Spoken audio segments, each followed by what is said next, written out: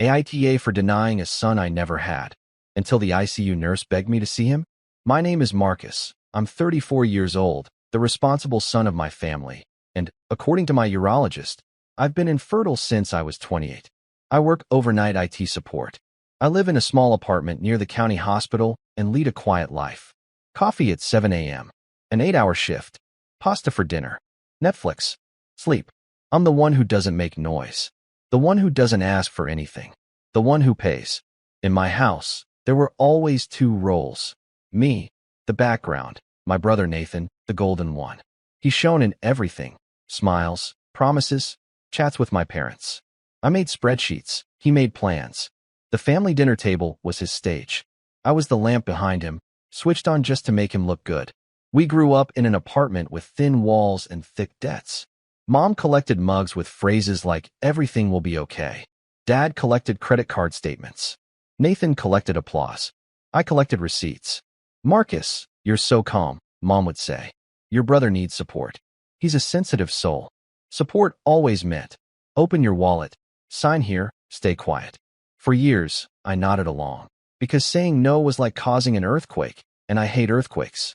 Last Thursday at 10:01 in the morning, the hospital called me. I had my laptop open, my cup of coffee was half cold, and my list of support tickets was in the red. The number was unknown.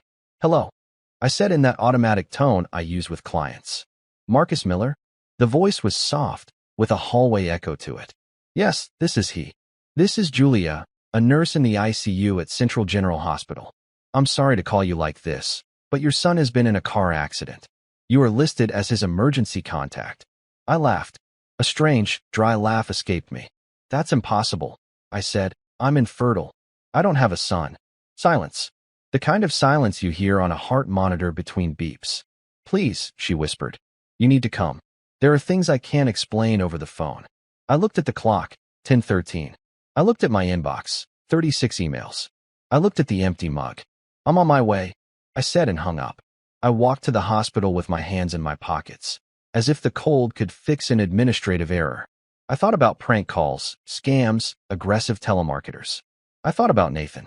I always end up thinking about Nathan.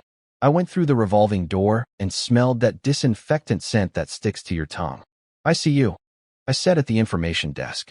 They gave me a green visitor's pass. I went up. Nurse Julia was waiting for me with a look of exhaustion and urgency.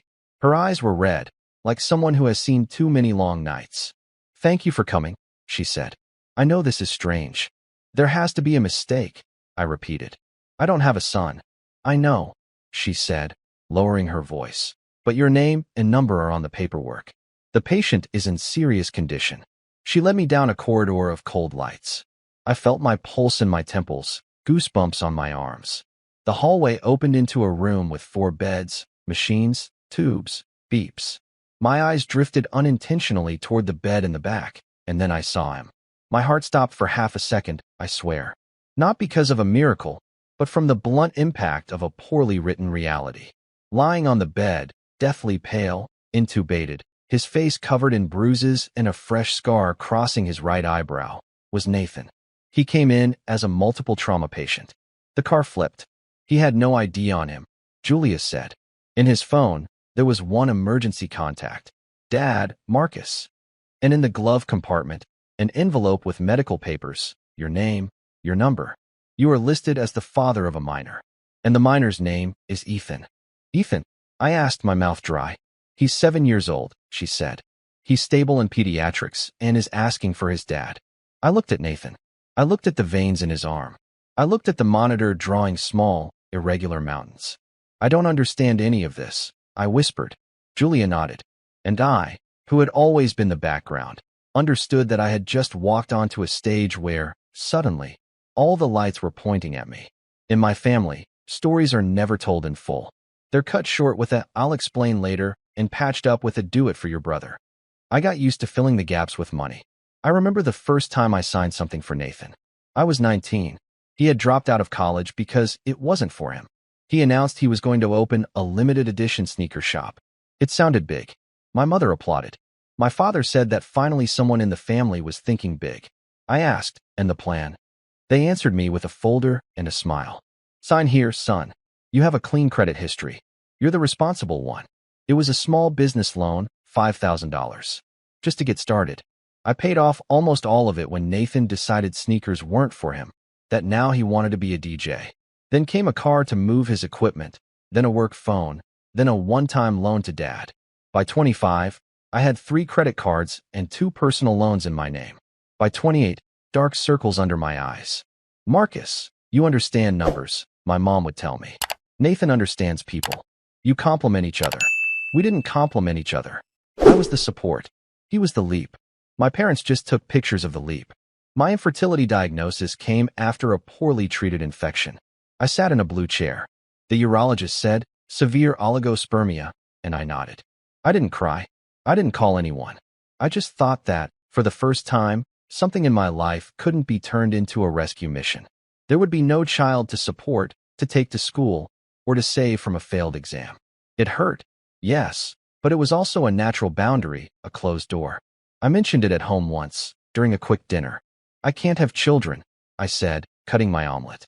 Don't be silly, Mom replied without looking at me. Medicine works miracles. Besides, your brother says Ethan adores you. He sees you as an uncle. Ethan? I asked. Hannah's son, she said, the girl Nathan was with for a while. Adorable kid. Nathan smiled his everything's under control smile. Don't worry, bro. You'll be a great dad one day. I swallowed hard. I'm infertile, I repeated in my head. No one listened. The following years were an album of small, practical humiliations. Texts at 2:14 a.m. Can you send me $150? I'll pay you back tomorrow. A series of missed calls. 12, 17, 23. Bro, they're going to shut off my power, please. Dad, they charged me fees. You sort it out with the bank. They like you. Mom, I ordered an oven on an installment plan. You handle it when they call. And there I was with my notepad. Payment Nathan $250, Dad $60, phone $49.90, insurance $31.20. At the center of it all, the word help. One night, when I was 32, Nathan asked me to go with him to look at an apartment. He took me to a tiny real estate office. It smelled like lemon air freshener. The woman talked about co-signers. Nathan handed me the pen. It's just a formality, he said. You're trustworthy. I'll pay. I can't, Nate, I answered. Not anymore. He looked at me as if I had insulted him. You don't get it. This is for Ethan, he said. He needs his own room. He can't keep sleeping in the living room. I'm not his father, I replied. Your family, he shot back, as if stating a religious truth. I didn't sign. We fought on the street, the night clinging to our eyes. He called me selfish. I went home with my hands shaking. That week, he sent me 47 messages. I didn't answer 45 of them. Then came the accident. Thursday, 10:01 a.m. ICU. Nathan in the bed, pale, and the words, Dad Marcus, next to my number in his phone. In the glove compartment, papers with my name. Not just any papers. They were a school authorization form, a cheap health insurance policy with fine print, and a responsible contact form from Ethan's pediatrician.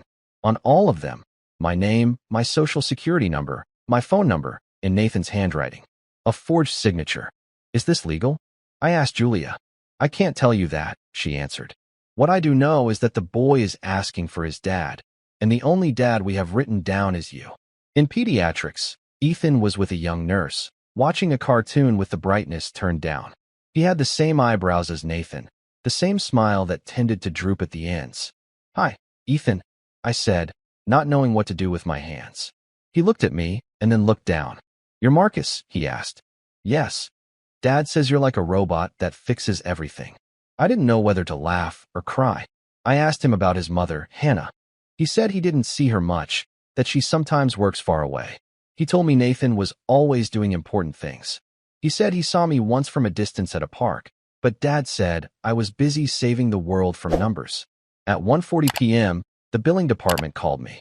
We need to talk about the deposit for the tests and surgery, they said. Your brother doesn't have insurance that covers this. In the system, you are listed as the financially responsible party. How much? I asked, my voice tired. Right now, a down payment of $8,500. And there will be more. My head spun. I remembered all the money transfers, all the signatures, it's just a formality. I saw myself again with a pen in my hand. I am not his father, I said. And I am not Ethan's father. I'm the one who pays. And that's over. The woman from billing went quiet. She offered to have me speak with a social worker. I said yes. While I waited, my phone vibrated. Calls from Mom. 3, 5, 8. Texts. What have you done to your brother? Julia called me. Talk to the hospital staff. Do what you have to do. I went to the cafeteria. I ordered a coffee that tasted like water. I sat at a sticky table and stared at a cup. I thought about Nathan, awake in a bed, about a little boy with muted cartoons, about a form with my name in the wrong hands. I thought about my life, always ready to put out other people's fires, and for the first time in years, I thought of a word other than help. I thought of boundary. The social worker, Elise, saw me in a small room with a laminate table and a sad plant in the corner. She had a notebook full of tabs. I've read the admission note, she said, and seen the contact papers. Would you like to tell me your side of the story?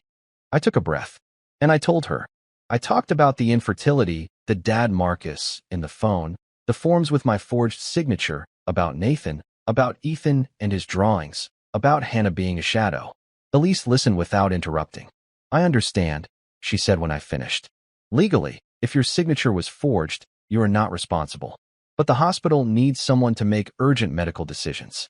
Your brother came in unconscious. If no other legal guardian appears, we're going to need someone. Me? I asked. I can't force you. We can try to locate the child's mother and his grandparents. She read from a paper. Nathan is listed as separated. But right now there's an urgent test that requires consent, and billing is insisting on the deposit. I know it's not fair. I'm just asking you to separate the financial from the clinical. The child needs adults. My mother burst in at that moment. Don't ask how she got there so fast. She always knows where the drama is. She came in with a red face and her usual purse. Marcus, she said, pointing at me. What's this about you not wanting to sign? He's your brother. He's your blood. Mom, I said, my signature was forged. They listed me as his son's father.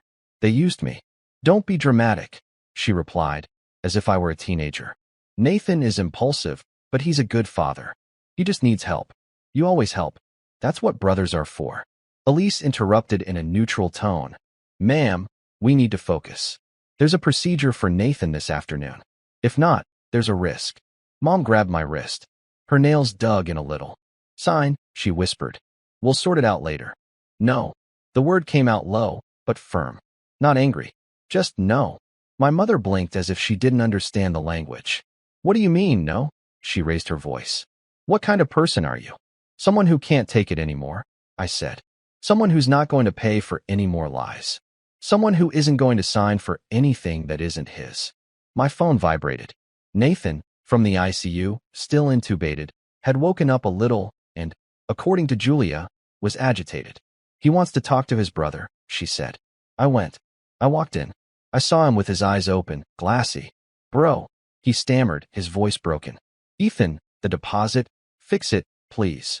I got closer. I took his hand. I remembered when he was 10 and asked me to cover for him with Dad for breaking a window. I said I did it. Dad yelled at me. Nathan gave me a thankful wink. It all started there. I'm not going to fix anything, I told him softly. I'm going to tell the truth. Your signature on top of mine, my name where it shouldn't be. This isn't about Ethan. He coughed. Ethan needs honest adults, not fake heroes, I replied. The social worker is going to call Hannah and Dad and whoever else is necessary. I'm not putting my social security number down to cover your messes anymore. Mom came in behind me. She had theatrical tears in her eyes. You're going to let your brother die? She threw the words like a dart. No one said that.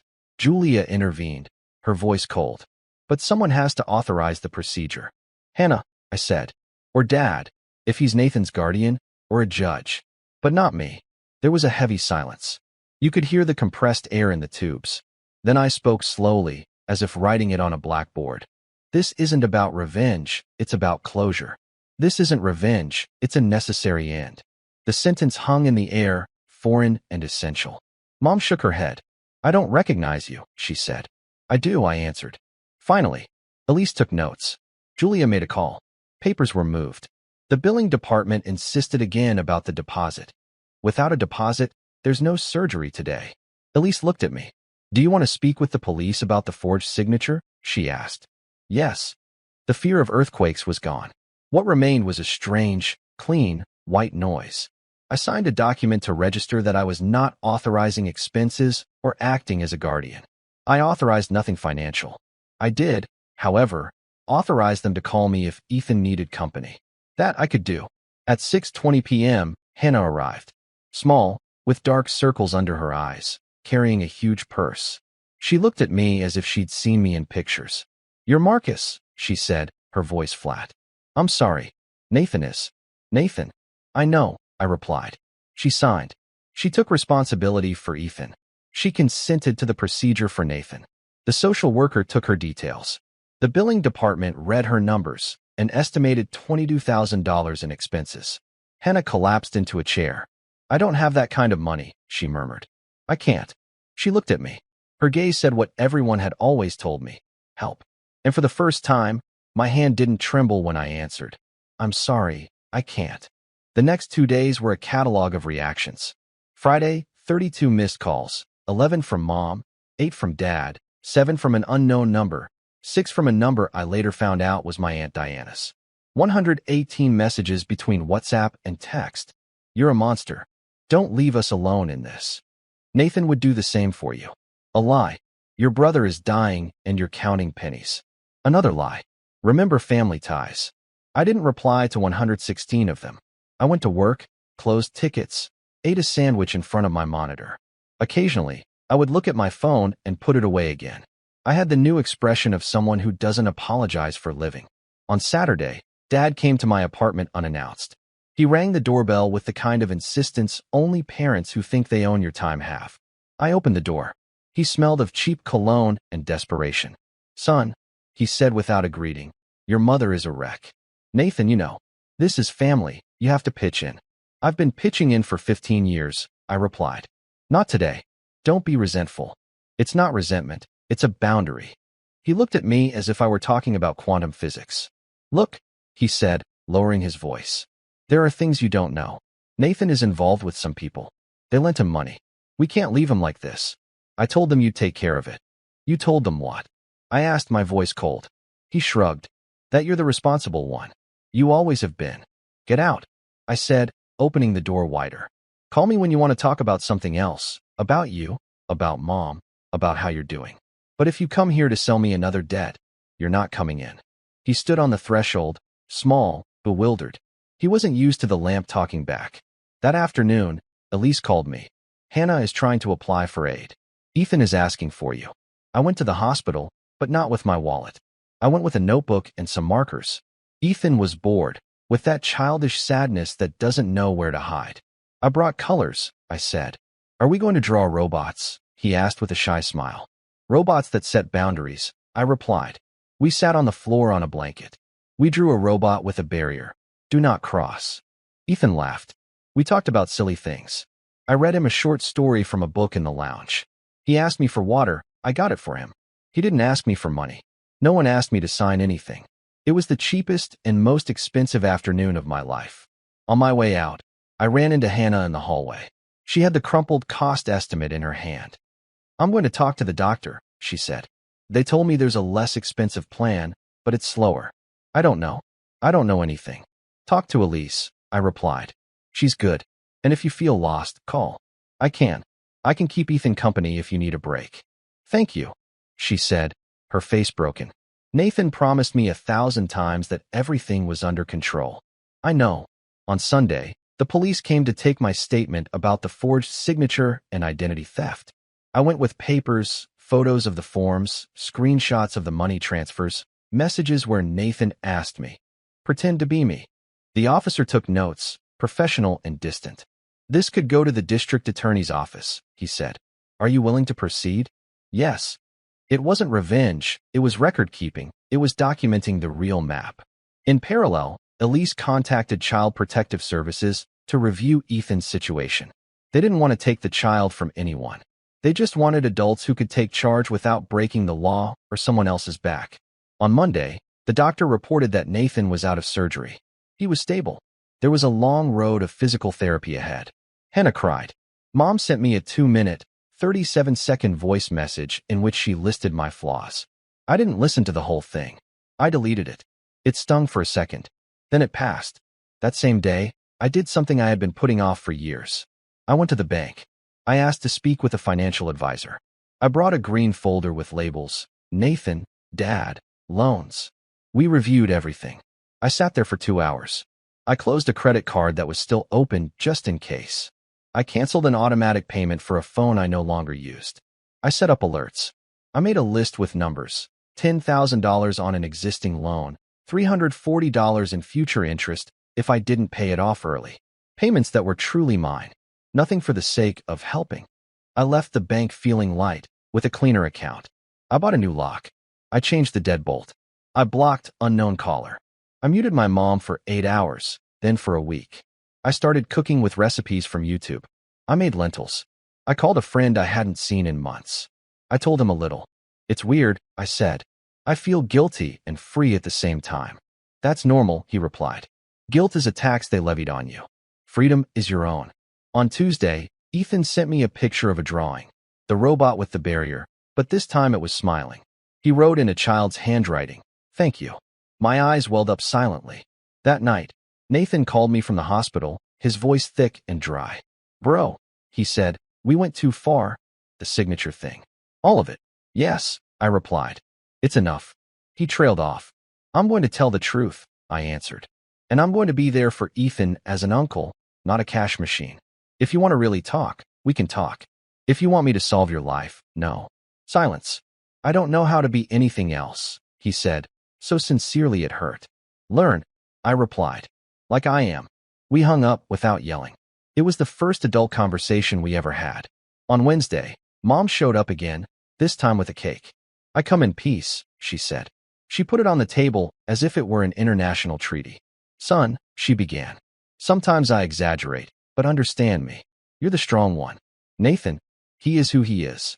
I'm not going to be the strong one at my own expense anymore," I said. "I can listen. I can visit. I can take Ethan to the park on a Saturday. I can lend you $20 if you want a treat and say no if you ask for $2,000. I can, and I want to, but I will never again sign for anything that isn't mine. And if you lie to me, I'll walk away." She looked at me with her old eyes, the "who are you" eyes. Then she looked down. "Okay," she said. "I don't fully understand, but I love you, and I'm sorry." I didn't cling to the "I'm sorry" like I used to. I heard it. "Okay." On Thursday, exactly 1 week after the call, I woke up at 7 a.m. without an alarm. I made coffee. I opened the window. The air smelled like fresh-cut grass.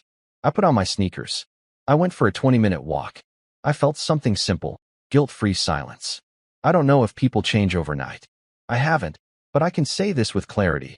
I will not allow my name to be the wild card for other people's problems.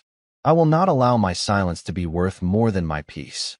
I will not allow them to sell me love packaged as debt. Today, if someone asks me for something, I ask, is it mine? If it's not, I say no without a speech. If it's for a child who needs company, I say yes and bring markers. If it's a form with fine print and big emergencies, I read it. If my last name is where it shouldn't be, I remove it. If my mother cries to negotiate, I hug her without taking out my wallet. If my father calls me the responsible one, I answer him. I'm responsible for myself. With Nathan, the road is long. I am not his judge or his account manager. I am his brother. If he wants to talk for real, I'm here. If he wants to use me, I'm not. I barely text with Hannah, just enough. Ethan sent me another drawing. The robot now has 2 big buttons, help and no. He asked me to teach him how to use both. I laughed. I told him that sometimes the best help is a no. A clear moral, in case anyone needs it written down. Saying no to your family when they are using you isn't betrayal, it's self-care. Debts of affection are not paid with infinite money. Boundaries are not revenge, they are closure. This has nothing to do with resentment. It has to do with closing a chapter. My name is Marcus. I'm 34 years old. I'm infertile. And finally, I am also the master of my own decisions. If they call me from the hospital again, I'll go with markers and with the truth. If they put Dad Marcus on a form, I'll cross it out and write Marcus. Just Marcus. If someone asks me to save the world of numbers, I'll remind them that the world has other heroes. For now, I'm content to save my small apartment, my simple routine, and a Saturday at the park with a boy who draws robots that set boundaries. And for me, that is enough. If you liked it, don't forget to leave a comment and support the channel by subscribing. See you in the upcoming stories.